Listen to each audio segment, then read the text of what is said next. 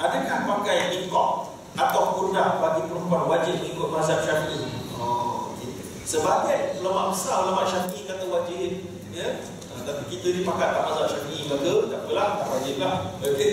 Dan bincangannya agak panjang, tapi memang khilafnya sangat besar. Dan pendapat yang wallahu a'lam yang rajihnya adalah tidak wajib, hanyalah sunat, kecuali bagi perempuan yang meyakini boleh bawa fitnah wajahnya, ataupun mungkin di tempat-tempat tertentu boleh bawa fitnah. Contohnya kalau tuan-tuan pergi negara Arab, memang elok wanita-wanita Asia ni pakai kurdah lah. Okay? Baik, kemudian betulkah solat duha paling berkesan pada pukul 10 pagi ke 11 pagi? Wallahu a'lam, saya tak mengetahui ada lagi pukul 10 atau 11, tapi waktu duha ada waktunya, dan boleh buat pada mana-mana waktu. Boleh tak hadiah Fatihah pada malaikat maut? Malaikat maut ni tak mati lagi dah, dia Fatihah orang. So tak payah, malaikat maut dia tak heran dengan tuan-tuan, dia nak cabut nyawa je. Dia ada kerja di sini.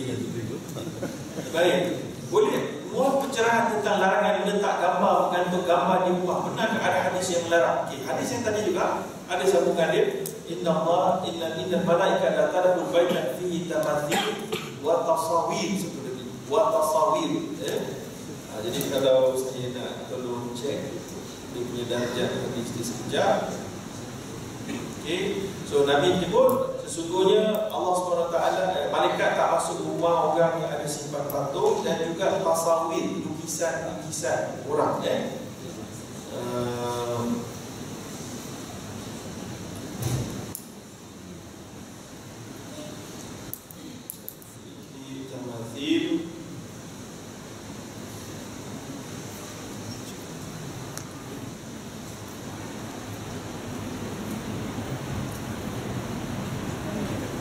Okey. Dalam sunan Tirmizi ini, annal malaika la tadkhul baitan fi tamathil aw suratan. Malaikat tak masuk rumah orang yang ada patung atau gambar.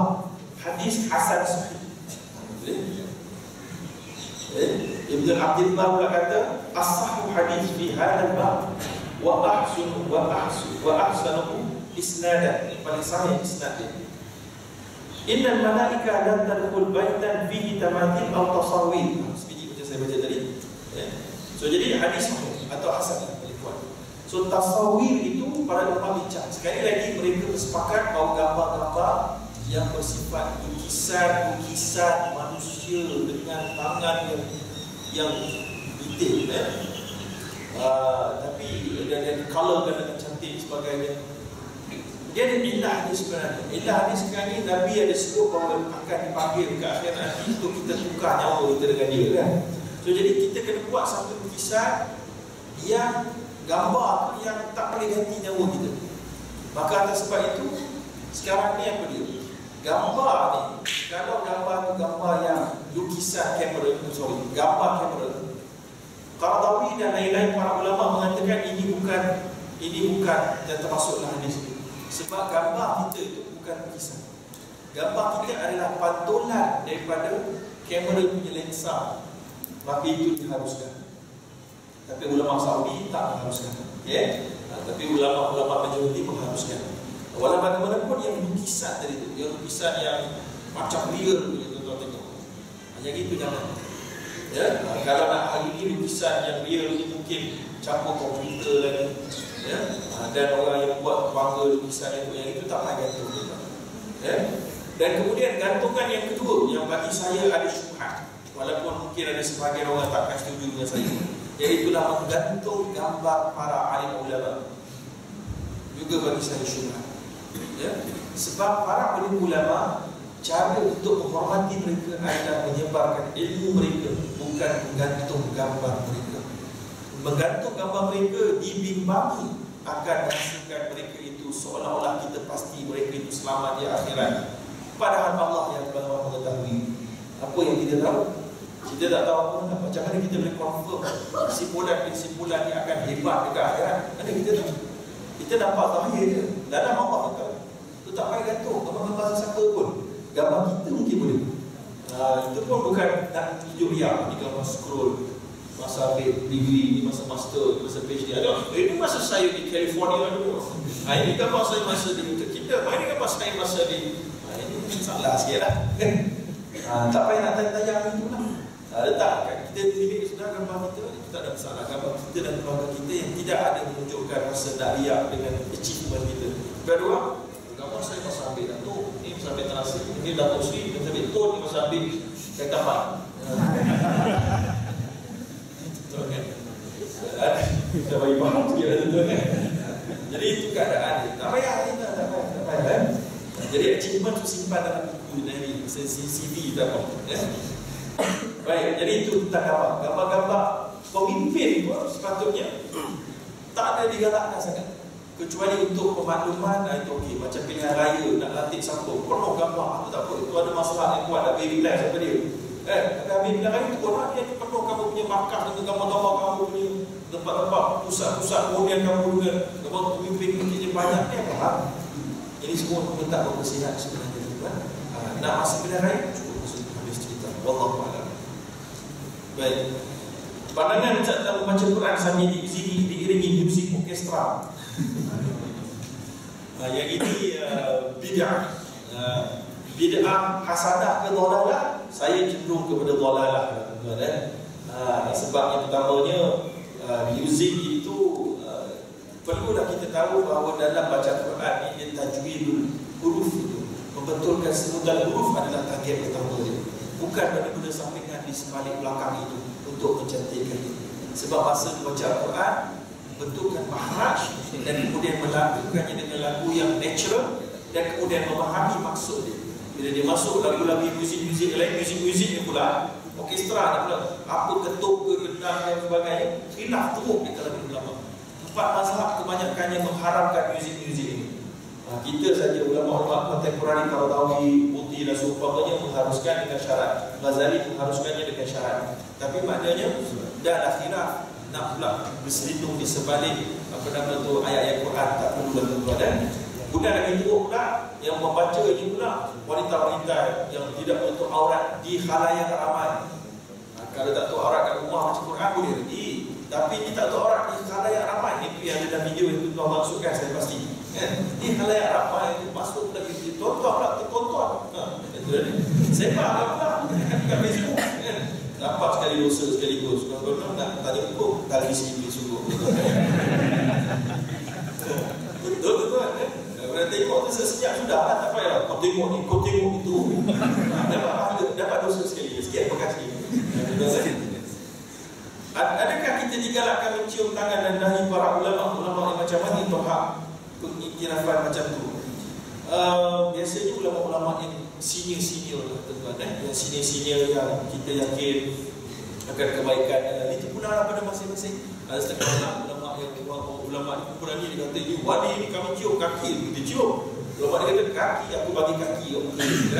Orang kumpulan ni pula. Itu pula lah kata-kata.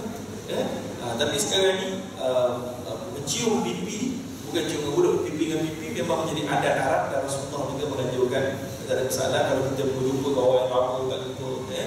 Dan mencium tangan juga diharuskan dengan syarat dengan lebih baik ni kita angkat tangan kawan yang kita cium tu, bukan kita sentiasa dudukkan kepala kita. Jadi itu adalah beberapa perkara yang perlu kita faham lah. Yang berhak pendapat ni sukar sikit kita nak beritahu lah. Adakah kita perlu menghabiskan Fatihah walaupun imam sudah rukuk? Jadi kalau kita makmum masbuk tak perlu habiskan Fatihah, ikut saja imam di mana imam berada. Itu dalam mazhab Syafi'i. Walaupun mazhab Syafi'i menganggap baca Fatihah setiap rakaat adalah wajib. Ada mazhab lain yang tak wajib, ikut imam sudah cukup. Tapi apapun, kalau kita boleh baca Fatihah, habiskan. Kalau kita makmum muafiq, kita kena habiskan. Kalau imam dah rukuk, kita kena habiskan juga. Kalau imam dah iktidal, kena habiskan juga dalam mazhab Syafi'i kalau makmum muafiq. Tapi kena faham, dalam mazhab Syafi'i kita jangan tertinggal 3 rukun maksudah. Dia ada rukun dalam mazhab Syafi'i, rukun ghairu maksudah dan rukun maksudah. Rukun ghairu maksudah adalah yang besar-besar. Contoh, rukuk maksudah. Iktidal bukan. Dia rukun tapi dia bukan maksudah. Sebab iktidal itu dianggap sebagai ikutan kepada rukuk. Dia nak kembali semula. Sujud rukun maksudah. Jadi kalau kita belum habis Fatihah, imam dah rukuk, kita belum habis. Imam sujud, kita belum habis. Oh, satu rukuk. Imam sujud, dua, kita belum habis. Imam duduk antara sujud, itu rukun ghair maksudah. Kita tak mesti habis kali ini. Imam sujud sekali lagi, itu yang ketiga. Imam bangkit jadi tak habis lagi, habis kita tinggal daripada kita keluar. Ya. Wallahu-a'lam. Kita ada dua soalan lagi sebelum kita habis. Adakah hukum hanya boleh dilaksanakan apabila raja-raja tidak dikecualikan dari jalankan undang-undang? Tikanya adakah yang maksudkan sekarang tidak boleh disebut? Tak. Sama ada raja itu yang paling ideal. Yang paling ideal semua orang kena. Macam Nabi pun kena. Kalau ada Nabi Nabi tak ada buat masalah termasuk. Anak-anak Nabi pun kena. Ya, tak ada siapa terkecuali. Siapa-siapa yang mengecualikan dirinya, dia berdosa. Habis cerita. Maka yang laksana, kena laksana. Ya, kalau dia terkecuali, maka semua kita cancel. Tak tahu. Kita kena buat. Dia terkecuali, dia telah melakukan dosa kepada Allah. Nanti dia dengan Allah tunggu macam mana kan? Kita habis cerita lah. Tak apa kita nak kecoh di situ. Jadi hudud masih betul. Tapi siapa-siapa nak mengecualikan diri dia, boleh di dunia ke akhirat jawab. Itu sahaja. Pendapat Ustaz tentang upacara membatal wuduk selepas majlis nikah. Sebab ada Ustaz yang mengatakan tidak elok, sedangkan Nabi SAW menjaga wuduk. Okey, jadi tak ada masalah nak batal wuduk ini. Adat ini adat yang nature. Membatal wuduk pun harus sebab bersentuh dengan isteri. Nak jaga wuduk pun, tapi dah wuduk balik lepas tu. Masalah. Ya. Kalau rasa nak wuduk balik, tak ada masalah bagi saya. Tidak ada isu dalam perkara ini. Dan tak payah nak panjang-panjang dalam tuan-tuan. Cuma mungkin yang tak apa eloknya upacara membatal wuduk di khalayak ramai. Cium dah isteri di khalayak ramai. Beri French kiss kepada isteri di khalayak ramai dengan kameraman. Yang itu mungkin itu betul lah. Itu betul tak digalakkan. Tapi bukan kes wuduk perlu dijaga. Wuduk jaga dan lepas ni boleh ambil balik. Batal upacara batalkan wuduk dengan isteri itu pun sunat hukum dan adalah halal. Dan dia juga adalah pahala. Tuan-tuan bukan mesti tuan-tuan dengan kasih sayang dapat pahala. Tuan-tuan tanpa mesti tuan-tuan dengan kasih sayang dapat pahala. Jadi bila kita layan isteri dengan baik dapat pahala. Sebab batal upacara batal wuduk itu untuk mengisytiharkan kita halal dan kita telah mengikuti sunnah Nabi, itulah nikah. Maka hukumnya berpahala juga lah tuan-tuan. Jangan rinci sangat. Kita pegang. Kadang malam pagi kita pegang. Kita wuduk. Jadi isteri tu anak dara sampai 8 tahun. Cepat tak nak jaga wuduk. Mana yang elok? Selepas nikah cium dahi isteri atau pegang bumbun isteri? Pegang bumbun lah tuan-tuan. Ini adalah sunnah Nabi. Ya? Cium dahi isteri itu buat seorang berdua-duaan sudah buat power-power. Ya? Tak payah buat power. Apakah bacaan doa yang paling sesuai? Doa yang sesuai doa yang Nabi ajar lah. Allahumma inni as'aluka khairaha wa khairu man as'alu khairaha wa khairu ma jabalta 'alaiha wa a'udzu bi min syarriha wa min syarri ma jabalta 'alaiha. Itu dia berdoa ni. Ya, ataupun dalam bahasa lain pun boleh juga.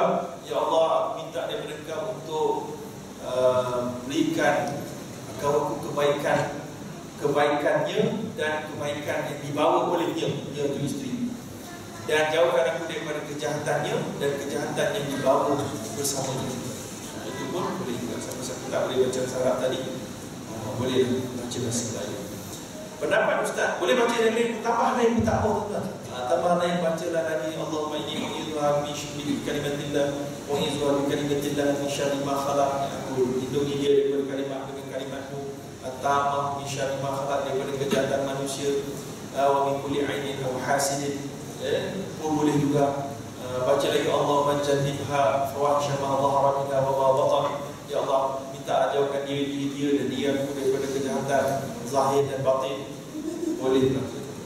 Jangan baca sampai 2 jam. Pendapat Ustaz, jika dua beradik perempuan menikah sekali dalam satu masa, tak ada masalah tuan. Dua nikah sekaligus, bukan dengan orang yang sama. Tak boleh dengan orang sama. Dengan orang sama tak boleh haram hukumnya. Cuma adong dengan akah dia. Hari pertama kedua nikah sekaligus. Senang mudah bajet. Tak ada masalah. Dia mungkin ada orang tua tak bagus, salah seorang yang akan tak bahagia. Itu hurafat. Pada saya hurafat, saya tidak perlu bimbang-bimbangkan sangat. Allah malam tak bahagia itu sebab individu menyincang membawakan rumah tangga, bukan sebab waktu. Tidak ada kecelakaan pada waktu. Nabi kata apa nama tu, atiyaratu syirkun, atiyaratu syirkun, atiyaratu syirkun. Menganggap ada sial pada sesuatu adalah syirik 3 kali. Dan Al-Qaradawi sebut bahawa kita punya style, dia kata sial ni pada 3 tempat. Satu pada waktu, jangan kawin bulan Safar, jangan kawin waktu kakak kahwin. Ini semua tak boleh pakai. Yang kedua, sial pada orang. Sebab orang ini ada, kita tak percaya. Yang ketiga pada tempat tertentu. Tempat keras, memang keras batu kan, keras. Tempat ni yang membuatkan kau tak percaya, tak boleh. 3 tempat ni boleh membawa kepada syirik. Kata Al-Qaradawi dan Al-Halal wal Haram fil Islam. Jadi saya rasa sekadar itu saja kuliah kita pada hari ini. Semoga bermanfaatnya. Paling penting sekali lagi kita ingatkan dalam pengajian Talbis Iblis, jangan hanya bermujahadah untuk hadir, bermujahadah selepas itu untuk faham dan untuk amal dan untuk ikhlas dan untuk istiqamah. Semoga kita sama-sama diberikan kekuatan tersebut. Bismillahirrahmanirrahim. Alhamdulillah wassalatu wassalamu ala asyrafil anbiya wal mursalin wa ala alihi washabbihi ajma'in. Allahumma ij'al jam'ana hadha jam'an marhuma wa tafarraqana min ba'di tafarruqan ma'suma la tajal fina wa la ma'ana shaqiyya wa la maqda wa la mahruma. اللهم أرنا الحق حقا وارزقنا اتباعه وأرنا الباطل باطلا وارزقنا اجتنابه. اللهم لا إله إلا الله رب السماوات والأرض والعرش العظيم يا ذا الجلال والإكرام. اللهم نسألك إيمانا كاملا ويقينا صادقا ونية مخلصا وعملا متقبلا. اللهم حصن فروجنا وثبت إيماننا وأحسن عقيبتنا وارزقنا في كل خير وبركة واجعل في هذا خيرنا في ديننا ودنيانا. ربنا آتنا في الدنيا حسنة وفي الآخرة حسنة وقنا عذاب النار. وصلى الله على سيدنا محمد وعلى آله وصحبه أجمعين والحمد لله رب العالمين. تقبل الله منا منكم. أقول التسبيح الفاتحة.